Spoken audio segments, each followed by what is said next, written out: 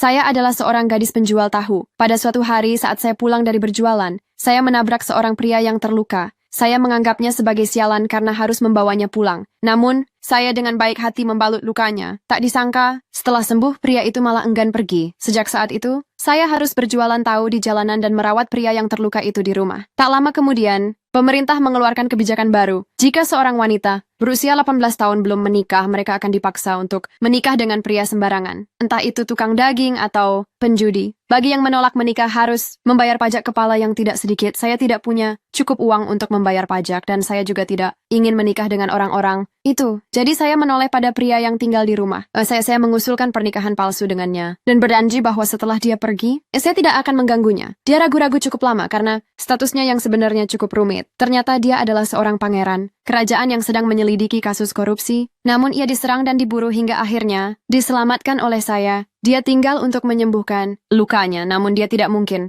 tinggal selamanya di desa kecil ini. Dia pasti akan kembali ke rumahnya. Karena itu, dia ragu untuk menerima tawaran saya. Sampai suatu hari, mantan tunangan saya datang mengganggu. Saat itulah dia sadar bahwa dia sudah tidak bisa melepaskan saya, gadis penjual tahu biasa ini. Padahal mantan tunangan saya bukanlah orang yang sederhana. Saat saya berusia 9 tahun, saya terdampar di desa kecil ini dan diambil oleh seorang cendekiawan untuk dijadikan anak angkat. Saya menghabiskan 10 tahun menjual tahu mendapatkan uang untuk mendukungnya belajar, dan ujian cendekiawan itu berjanji kepada saya bahwa suatu hari jika dia menjadi juara, dia pasti akan menikahi. Saya dengan penuh kehormatan 10 tahun berlalu. Akhirnya kabar baik itu datang. Tetangga tua dengan semangat berlari memberitahu saya bahwa mantan tunangan saya menjadi juara dan akan pulang dengan kebanggaan. Saya berpikir, akhirnya saya akan menikmati hidup yang lebih baik. Namun, ternyata mantan tunangan saya sudah menikahi putri Perdana Menteri. Melihat sikapnya yang canggung, saya langsung menyadari semuanya. Dan ibu mertuanya yang dulu penuh kasih sayang terhadap saya sekarang begitu bahagia mengenakan pakaian mewah. Melihat anaknya menikahi seorang istri dengan